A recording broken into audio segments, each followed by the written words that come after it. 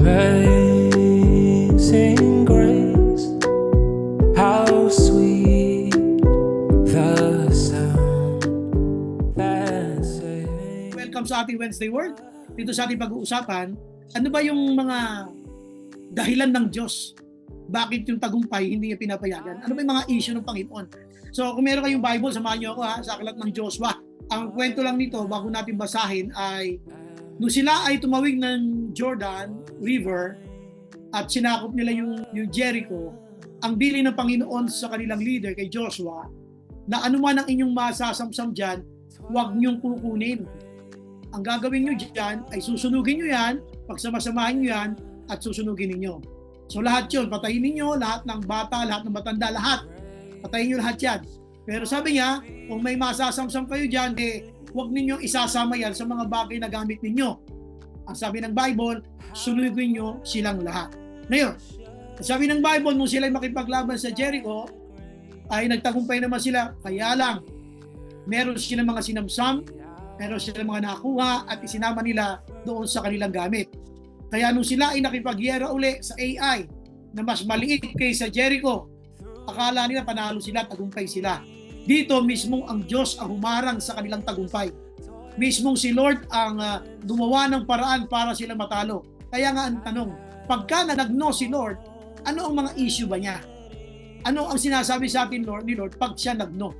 So yun ang ating pag-uusapan, issues when God says no. Umpisahan natin sa verse 1 ng chapter 7 ng Joshua. But the Israelites were unfaithful in regard to the devoted things. Sa huling sentence ng verse 1, so the Lord's anger burnt against Israel. Verse 2, now Joshua sent men from Jericho to Ai. So ngayon si Joshua naman na walang kaalam-alam na yung kanyang mga kasamahan pala ay hindi naging tapat. Nagpadala pa rin siya ng mga spy sa Ai kung paano nila ito lulusubin.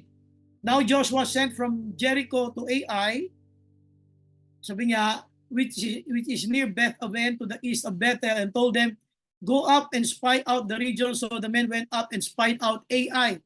So sila nga ay mga nag-espiya, tinignan nila kung paano sila mananalo. So about 3,000 went up, but they were routed by the men of Ai. Verse 4, ibig sabihin, nung manggaling yung mga sugo niya, ang report sa kanya ay, wag na natin pupuntahin ng lahat ng army sa Ai. Send 2,000 or 3,000 men lang, sabi niya. At huwag na natin pagurin ang buong kasundaluhan sapagkat sila ay kakaunti lamang. So 3,000 ang pinapunta niya at sila ay hinabol pabalik. Hinabol sila pabalik ng mga taga-Ai at napatay sila sa kanila ay 36. They killed about 36 of them at hinabol sila hanggang sa pinakapintuan, city gate, as far as the stone quarries, and struck them down on the slopes. At this, the hearts of the people melted in fear and became like water. Kumbaga, sila'y nanlata. Bakit tayo pinayagan ng Diyos na matalo? Hindi tayo nagtugumpay. Akala ko ba ang sabi ng Lord sa Joshua chapter 1, God will be with us. I should not be afraid. I need to be courageous and brave. Pero bakit kami natalo? Sabi pa niya, nobody can withstand with you. Sabi niya ng Bible, pero ang nangyari, natalo sila. Ngayon, si Joshua, sabi ng Bible, ay umiyak, nagpatira pa sa Diyos. Sa verse 7, and Joshua said, alas, sovereign Lord, why did you ever bring these people across the Jordan to deliver us into the hands of the Amorites to destroy us? Lord, bakit niyo pa kami hinayaan makatawid ng ilog Jordan para lang ba mapatay ng mga taong ito? Alam niyo, verse 10, sabi ni Lord, the Lord said to Joshua, stand up, what are you doing down on your face? At nagpapatira pa, ano yung ginagawa mo na yan? Verse 11, Israel has sinned. They have violated my covenant, which I commanded them to keep. They have taken some of the devoted things they have stolen. They have lied. They have put them with their own possession. This is why the Israelites cannot stand against their enemies. They turn their backs and run because they have been made liable to destruction.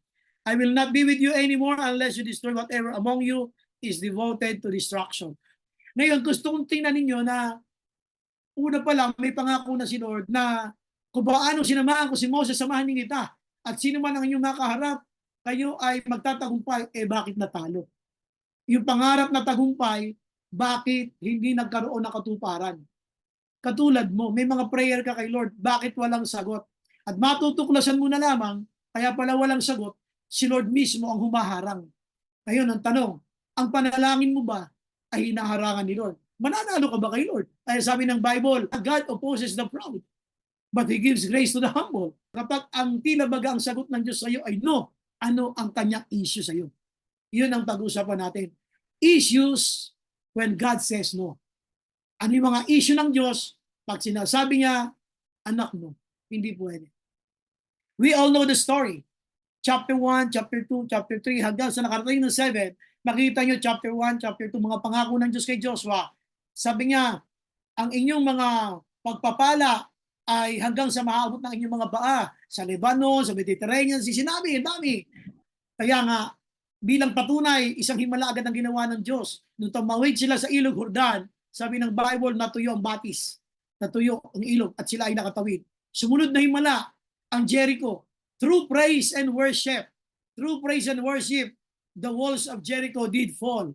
Bumagsak ang wall of Jericho dahil sa kanilang praise and worship. Sa makakita ng gano'n. So pagbagsak ng wall of Jericho, tsaka nila inatake at sila ay nagtagumpay. Sumunod, kakalabanin naman nila yung AI, yung mas maliit lamang na grupo na sasakupin nila, hindi nila nasakop. Dito sila nakaranas ng unang talo. At ang sabi rito ng Bible, yung kanilang sasakupin na lumalabas na AI, ang sabi ng Bible, sila ngayon ay hinabol pabalik ng mga taga-AI. At sila ngayon ay natalo at hanggang doon sa pinakapintuan ng kanilang kampo. Kung bibilangin mo, 36 lahat na kasundaluhan ang mga nangamatay. So ngayon, ang tanong natin, bakit nagkaroon ng kabiguan ang kanilang pangarap na pagtatagumpay? Kumusta ka? Paano magkakaroon ng tagumpay ang iyong pangarap kung ang Diyos mismo ang humaharang para hindi magtagumpay ang pangarap na yan? Isang nakalulungkot na balita yan ngayong gabi na matuklasan mong ang nakaharang sa iyong pangarap ay ang Panginoon mismo na nangako na hindi kita hayaang matalo, kundi katagumpayan ang iyong mararanasan habang ikaw nabubuhay. Pero may katwiran ba ang Diyos na hindi tayo bigyan ng katagumpayan? Meron ba siya talagang reasons? What are God's reasons doon sa kanyang pagpayag na tayo makaranas ng pagkatalo?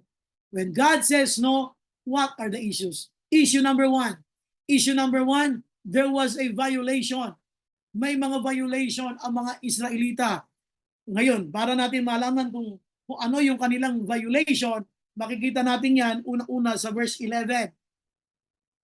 Ang sabi ng Bible sa verse 11, kasi dito, nung sila ay matalo, nagpatira pa talagang mabuti itong si Joshua. Lord, bakit mo naman kami pinatawid pa dito para lang ba kami mamatay? Bakit ka nagpapatira pa dyan, Joshua? Ito sabi ni Lord, they have violated my covenant. That is number one, violation. What is your violation? Bakit? Meron kasing covenant, meron kasing kasunduan sila na lahat ng nasasamsam doon ay kanilang susunugin. Ang bata, ang matanda, mga hayop, lahat yun papatayin. Pero bakit merong naging violation? Okay. Malalaman nyo sa dulo ng Joshua chapter 7 na meron palang isang tao dito na nagngangalang si Achan. Si Achan ay may kinuha, may inumit. At pagkatapos, ang mga nakuha niya dito ay ang bara ng ginto. At pagkatapos, mga damit pang hari, mga damit pang Babylonia. Ang sabi ng Bible, hindi niya ito sinunog. Ang ginawa niya, itinago niya ito, hindi yun ang usapan. Tanungin kita ngayon, ano ang usapan niyo ni Lord bago ka nag-pray? Di ba karamihan ng mga nagpe-pray na bago man lang magkaroon ng trabaho, tatakot-takot na pangako tungkol sa tithes and offering and pledges ang kanyang pangako. Lord, magkatrabaho lang ako, magsusupport ako sa church. O nasaan na yung support? Nagkatrabaho ka na. Lord, magkaroon lamang ako ng girlfriend. Lord, lahat gagawin ko para sa iyo. Eh, nagkaroon ka ng girlfriend eh. O kaya boyfriend, hindi mo naman nagawa eh. So dito, ang sinasabi lang natin ay may mga covenant tayo, may mga binitawan tayong pangako sa Panginoon. Alam niyo, kukwento ko to sa inyo. Ito ay karanasan ko nung ako ay elementary pa. Sa probinsya namin, doon sa may pinakabayan, bago ka makarating doon sa pinakabaryo namin, mamamangka ka. Kaya doon ako natutong lumangoy, doon ako natutong magsagwan ng bangka. Alam nyo, doon sa baryo namin, wala kaming radyo. Kasi hindi mo alam kung ano nangyayari sa paligid hanggang sa yung tatay ko ay naggumawa ng kopra, nagkopra sila sa ibang bayan. Ang naiwan lamang doon sa aming pinaka baryo, pinaka-probinsyang liblib na lugar, kami tatlo lang nung aking kapatid na lalaki, yung diko ko at saka yung nanay ko. Alam niyo ba, hapon, maaraw, makulimlim nung bandang gumagabi na, at habang kami natutulog, napansin namin lumalakas ang hangin. Wala kaming kaalam-alam, nung araw pala na yun, ng gabi na yun, may dadating na bagyo. Kaya habang natutulog kami, yung bubungan namin na pawid ay bigla yang natuklap. Pagkatuklap niyan, kita mo na yung langit. Pagka mga nakahiga kami, sa lakas ng ihip ng hangin na hindi namin alam na may bagyo, tanggal yung bubungan, kita namin yung langit na mayroon pang liwaliwanag, maya-maya dumidilim, tapos bumuhos ang napakalakas na ulan. Yung pala ay bumabagyo na. Hanggang sa nagpaumaga yun, nakipagbuno kami sa bagyo kasi wala kami alam na pupuntahan. Kasi mismo yung bahay namin, nabali yung dalawang haligi sa harapan ng pinakaharap ng bahay. Kung 4 na poste yan, yung dalawang haligi sa harap, nabali kasi sa lakas ng hangin. Kaya ngayon, yung dingding namin na pinakapawid, lalong tinatamaan yun ng hangin. Kaya lalo kaming itinutulak ng hangin sapagkat tumatama yung malakas na hangin. Bakit ito kinukwento? Sa panahon na ganung sitwasyon na sobrang lakas ng bagyo, tapos yung nanay namin, nakita namin magkapatid, nasa isang sulok lang, umiiyak, nanginginig na yung kanyang katawan, hindi niya alam ang gagawin. Alam nyo, hindi ako Christian that time. Pero nasubukan kong magdasal ng talagang sinabi ko sa Panginoon. Hindi ko alam kung nakarating sa Diyos yun eh. Sabi ko, Panginoon, sabi ko, mabuhay lang kami ngayon, maglilingkod ako sa iyo. Pagka ko sinabi ko yun, hindi ko nga alam kung nakarating sa Diyos yun kasi hindi nga ako Christian, hindi ko alam itong sa pagtanggap sa Panginoon eh. Pero alam niyo, nakasurvive kami noon. Nung umaga na, lumaki yung tubig sa bukid, maya-maya dumating yung tatay ko na nakasakay sa kalabaw niya, tapos nakita niya itsura namin doon, inihanap kami ng masisilungan. Alam niyo, nung panahon na ako po ay pastor na, ilang taon na ako nagpapastor, ibinalik ng Panginoon sa alaala ko yan. Sabi ko, bakit ba ako naging pastor? Saan ba ito nag-umpisa? I was trying to recall. Alam niyo, pinaalala niya sa akin yung covenant ko kay Lord na, Lord, baka survive lang kami ng nanay ko. Mabuhay lang kami tatlo, kami magkakapatid. Kami magkapatid, tsaka yung nanay ko, Lord, maglilingkod ako sa iyo. Ibinalik ni Lord yung sa alaala ko yung bagay na yun. You know what? God honors covenant. How are you? Ano ang mga covenant mo kay Lord na binaliwala mo? Kaya ngayon sasabihin mo, hindi ka nagtatagumpay. Tandaan nyo, bago nila pinuntahan ang Jericho, bago magsak ang Jericho, a covenant was made. Lahat ng inyong masasamsam dyan ay inyong susunugin. Papatayin nyo, bata man o matanda, lahat yan, pati hayop. Tanungin kita, ano ang covenant mo sa mga bagay na pinagpe-pray mo? May covenant ba kayo ni Lord? Lord, gumaling lang ako, lalo ako maglilingkod sa iyo. Talaga? Nung gumaling ka, dumami katwiran mo eh. Lord, bigyan mo na ako ng trabaho. Maglilingkod ako sa iyo. Talaga? Yung trabaho na ngayon na yan ang dahilan mo eh. Ginawa mo siyang lisensya para hindi ka makapaglingkod. Sabi ko nga, Lord, bigyan mo na ako ng boyfriend, Lord. Talaga? Yun nga ang naging dahilan, kaya ka laging late eh. So ang issue natin dito is, how's your covenant? You violated God's covenant. Kahit tanongin kita, ano ang mga violation mo kay Lord? God honors covenants. Mga ipinagkasundo mo sa Diyos bago dumating ang pabor ng Diyos. Ang dami. Ang dami natin mga pinagkasundo. Sinabi ng Lord, magpapagamit ako sa iyo. Talaga? Nasaan na yan? Sinasabi mo na yan. So dito, hindi nagkaroon ng katuparan nila, katuparan sa kanila, yung panibagong pagtatagumpay sana na pagsakop sa mas maliit na komunidad ng AI. Bakit? Si Lord mismo ang humarang. Haharangan ng Diyos ang mga pangarap mo dahil hindi ka tumupad sa inyong kasunduan. Issues when God says no, issue number 1, violation. Bakit tayo pinapara ng mga MMDA? Because of a violation. Halimbawa, ipupull over ka. Pupull over, sabi, patatabihin ka, tabi. Sesenyasan ka ng police officer. Dito ka sa tabi. Bakit? Meron ka kasing violation eh. Kung minsan nawawala ka doon sa pangarap mo, nalalagay ka sa santabi, kasi nga may violation tayo. Lord, ba't nagkaganito, Lord, yung trabaho ko? O ba't nagkaganito yung negosyo ko? Lord, bakit nagkaganito, Lord? Why? Because, anong reason? Meron tayong violation. Kumusta ka? What are your violations? Tandaan ninyo ha, Ang sinabi ni Lord dito, unang-una niyang pinuna, Israel has sinned. Nagkasala sa akin ang Israel. Sabi niya, they have violated my covenant. Ano mga violation? Kumusta ka? Bakit nawala ka sa sirkulasyon ng iyong buhay Kristiyano? Ikaw na dapat habang nagtatagal, nag-uuminit sa paglilingkod sa Panginoon, nawala ka pa sa Panginoon. Ikaw na dapat mas lalong nagiging kagamit-gamit, hindi ka na nagamit, nawala ka pa sa kanyang presensya. Why? What are your violations? Ano yung mga dreams mo? Bakit hindi natutupad? Ano yung mga prayer request mo? Bakit walang sagot? Sabi ng Bible, Israel has sinned. They have violated my covenant. Bakit kaya ito hinarang ng Diyos? Kasi mahihirati ka na akala mo, pag ikaw ay nabubuhay sa kasalanan, okay lang magpatuloy at magtatagumpay ka. Hindi si Lord. God is a holy God. God is a righteous God. And God is a God who corrects. Ang Diyos natin ay nagtutuwid. Hindi niya papayagan ang bagay na mali. Kasi kapag ikaw ay nabuhay sa pagkakasala at gusto mo pang umasa ng tagumpay, hindi papayagan ng Diyos. Mawiwili ka at mahihirati ka at masasabi mong okay lang palang mabuhay sa kasalanan. Kaya dito sabi ng Bible, Israel have sinned, they have violated my covenant. So isa yun, so number one. So you ask yourself, what are my violations? Parang ikaw ay nagbabiyahe, bigla kang hinarang, sinenyasan ka, tabi. O bakit ka pinahinto? Sabi ng police officer, meron kang violation. Bakit nahinto ang pag-usad mo? Bakit nahinto yung magagandang nangyayari sana sa'yo? Because you have a violation. Now, puntahan natin number 2. Sabi ng Bible, babalik tayo dun sa verse 11. Ito yung kanyang sinasabi. Sabi, Israel has sinned, they have violated my covenant, which I commanded them to keep. Grabe, I commanded them to keep, but they disregarded me. They totally ignored me. They intentionally rejected me. Hindi nila pinansin yung sinabi ko. Minsan, alam niyo, magulang natin, minsan nasasaktan din pag binabaliwala natin sinasabi nila eh. Sometimes we don't care when our parents give us instructions. Nagagalit pa tayo. Alam niyo, hindi lang magulang nasasaktan, maging si Lord. When we disobey His instructions, God is being hurt. Kaya dito, meron agad counter-checking.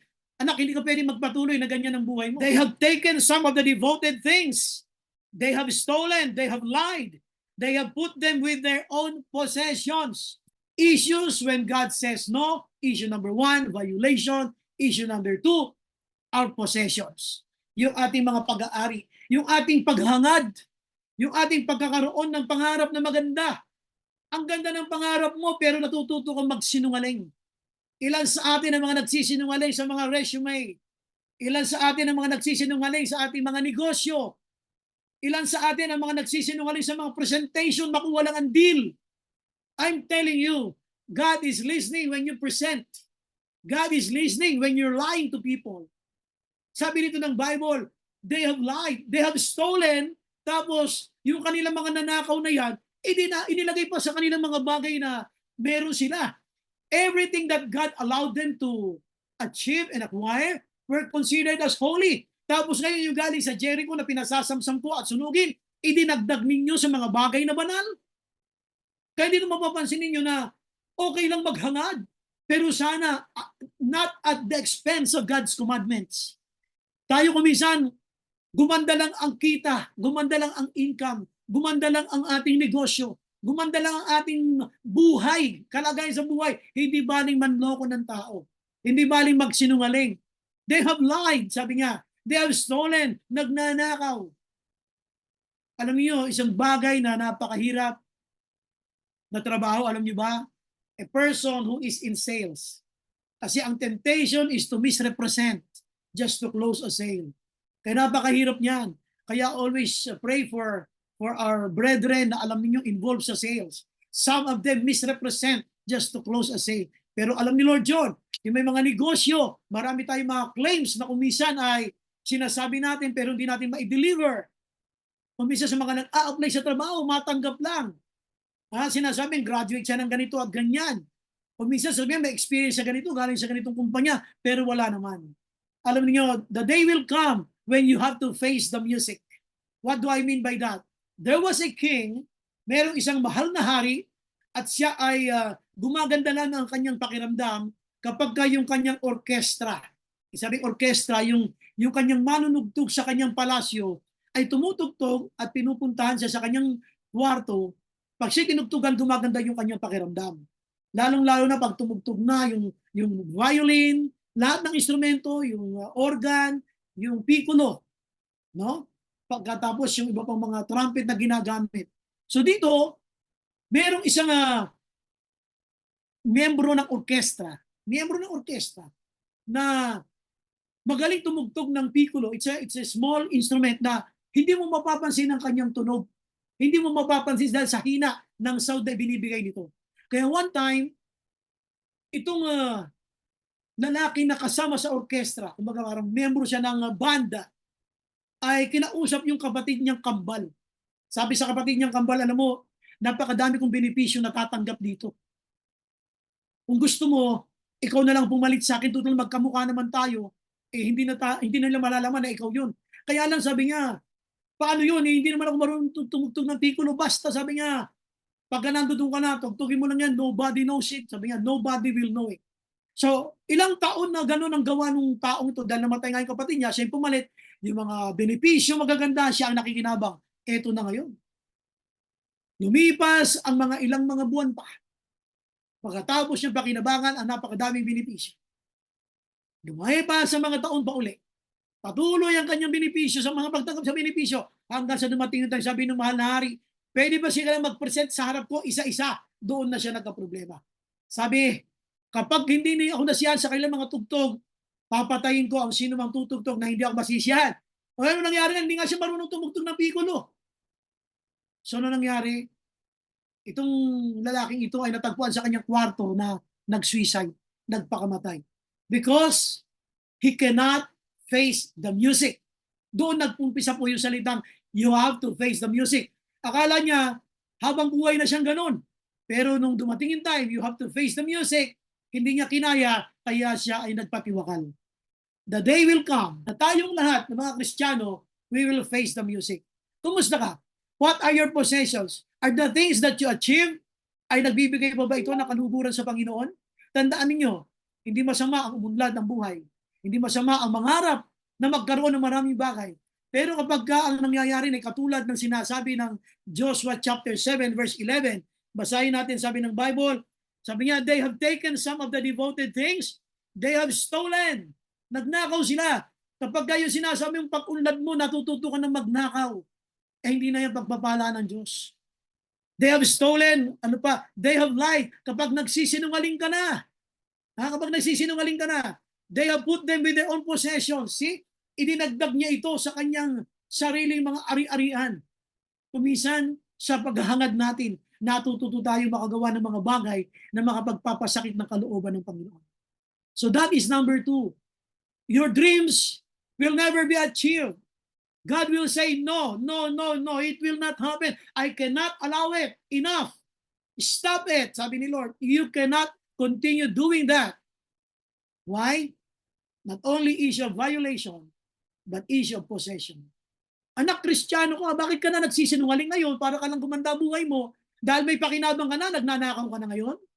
Dahil may pakinabang ka na tatanggap, ay okay lang sa'yo kahit mag-violate ka sa commandment ko? Ang dami sa mundo, ang dami mga hindi Kristiyano na nasa mundo. They will sell their souls just to have possession.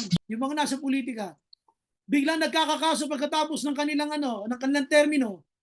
Bakit? Kasi they are willing to do everything just to take possessions habang sila'y nakapwesto. Pag wala na, doon naglalabasan ng kanilang mga kaso. Issue number 3. Nag-uusapan natin na issues when God says no. Number 1, sinasabi natin na violation. Number 2, yung possession. And number 3, verses 4 and 5. So about 3,000 went up. Sino yun? Ito yung mga tauhan na mga Israelita, na mga sundalo na pinapunta sa AI. Kasi nga yun ang advice sa kanya ng mga kasama niya, mga spies. Na maliit lang naman po sila, mga 3,000 lang na sundalo. Papuntahin na natin, huwag na natin pagurin ang kabuang sandatahang lakas ng Israel. Huwag na silang lahat. So ano nangyari ngayon? Their objective was to destroy AI. Pero ano nangyari? They were killed. 36 of them were killed. and they will run after. They chased the Israelites. Hinabol ng mga Israelita. At ano ang nangyari? Ang kanilang mga puso ay naging mga basang sisiw. Para silang mga tubig. Ibig sabihin ng mga tubig, nanlumo silang lahat. Why? Nakaranas sila ng destruction, pagkapahamak. So hindi lang ito ng issue ng violation, issue ng possession, issue ng destruction. If something will destroy you, that's something God will destroy because He cares for you. Diba? Ilang beses yung napanood na sinasabi yan ni Tony Gonzaga. Kapag nakita ng Diyos ang pangarap mo ay sisira sa iyo, sisirain niya yung pangarap na yan. So dito mga kapatid, ang sinasabi ko, kapag ang pangarap mo ay sisirain ka, hindi ka niya hahayaan magpatuloy. O so, sige, lumakad sila. Tingin niyo kung sila nagpatuloy sa sakop sa AI, hindi na sila mapapahamak sapagkat hindi na nila kasama ang presensya ng Diyos.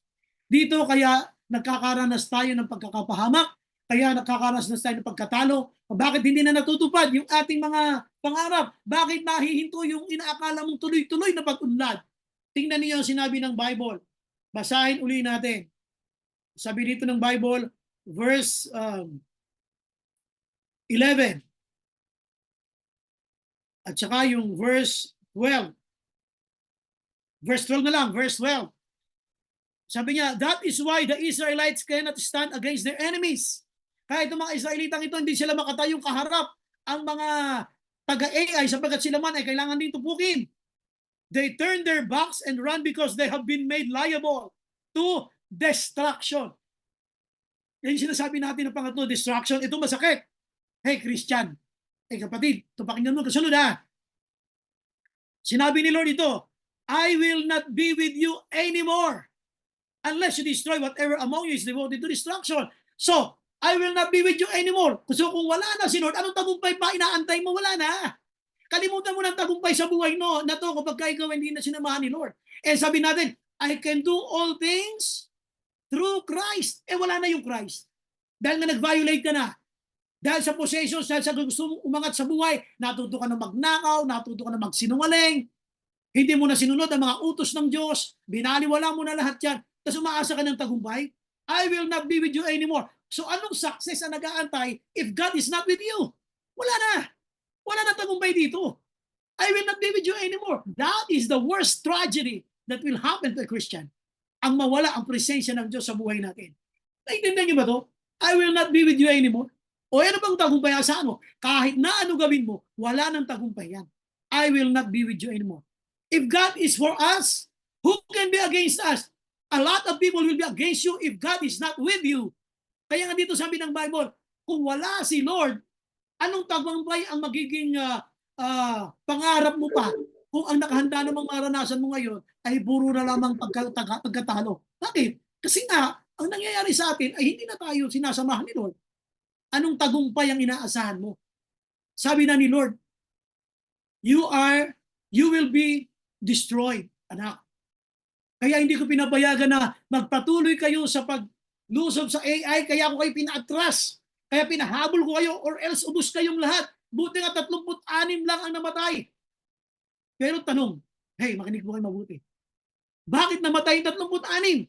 Sino ba may kasalanan? Alam niyo, may kasalanan lang naman na binabanggit ng chapter 7 ng Joshua ay si Achan lang. Si Achan, siya yung sumamsam ng mga mamahaling damit, itinago sa kailalim ng kanyang tent at in-expose siya ni Lord, hinukay, lumabas ito at pagkatapos, anong ginawa? Pinatay si Achan. Ngayon, ito lang gusto kong sabihin sa inyo. Bisa nakala natin, pag tayo nabubuhay sa kasalanan, tayo lang apektado. Hindi mo alam, damay pati mga pamilya mo, damay ka mag-anak mo. Kung paano pag kumain ka sa Jollibee na walang tao, pag kumain ka na bilang Kristiyano at nag-pray ka na sa pagkain mo, dumadami na ang mga tao. Marami ang nadadamay kasi pinagpapala ng Diyos ikaw, pati na yung Jollibee store na pinuntahan mo. Hindi mo napansin pag sumakay ka sa isang jeep na walang katao-tao, pag sumakay ka na, nagdadatingan ng mga pasahero. Nadadamay siya sa mga pagpapalang nasa iyo. Ganon din naman pag nabuhay ka sa kasalanan. Madadamay din ang ibang tao. Ano bang kinalaman ng 36 na namatay na yon? ang may kasalanan naman si Achan. Pero tandaan nyo, nung mamatay si Achan, pati mga kamag-anak niya, pati mga hayop niya ay kasamang nalibing. Ano sinasabi ko dito? Kaya hindi pinayapayagan ng Diyos yung pagtutuloy-tuloy mo sa ganyang style ng buhay mo na kahit nabubuhay ka sa kasalanan, akala mo uubra yun, tutuloy-tuloy yun, pahihintuin ng Diyos yun. Because God doesn't want to destroy all of you. You have to be thankful to the Lord because you're hearing this message. God is talking to you now. Stop lying. Tama na ang pagsisinungaling, tama na ang pagnanakaw. Dito sinabi na ng Bible niya, gusto mo umunlad? Sige. Gusto mo magkaroon ng possession? Not at the expense of my commandment. Not at the expense of violating my covenant.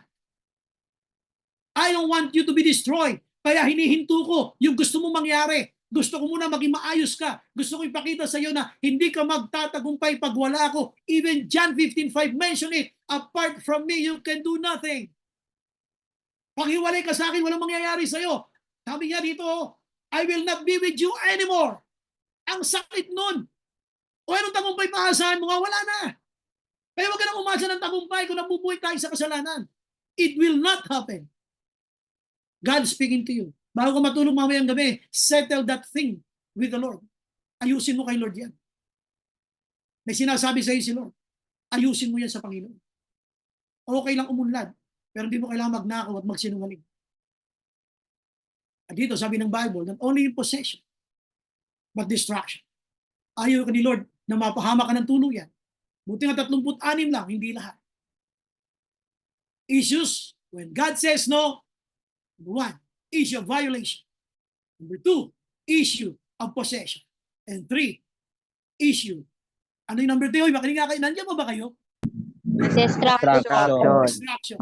Amen. Thank you. Let's conclude this message ni Lord. Alam nyo, kahit tayo nahihirapan sa buhay na ito, kahit sabihin natin na, Lord, hirap na po ako, napakadami kong pagsubok. Hindi yung lisensya para magsinungaling ka at magnakaw. Katulad ng ginawa nito sila Achan. Hindi ito lisensya para saktan mo yung damdamin ng Diyos at baliwalain mo, i-reject mo yung kanyang utos. Yung ating conclusion, trusting God is choosing God. Ulit ha, trusting God is choosing God. Yung pagtitiwala sa Diyos ay pagpili sa Diyos. Kahit mukhang hindi maganda yung nangyayari sa iyo, pero sana ang aking panalangin, huwag kang papayag na maimpluwensya ka ng mundong ito dahil sa iyong mga nararanasan na kahirapan. Ang pangako ng Diyos ay maganda. Pangarap ng pagtatagumpay, pero hindi mo kailangan na mag-violate.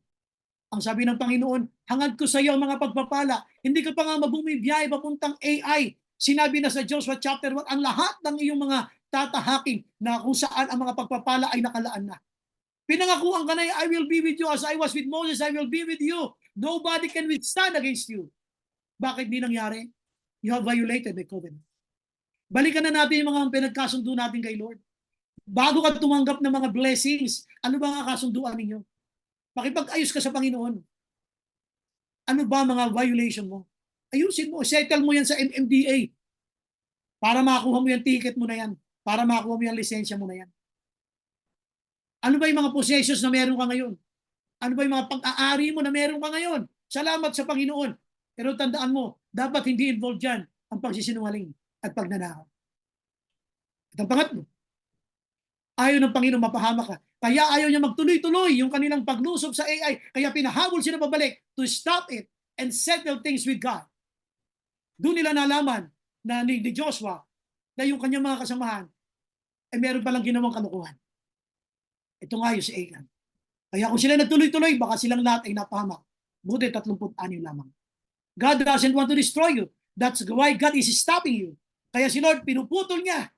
Hindi niya pinabayagan magpatuloy ang mga bagay na alam niyo makasasama sa iyo.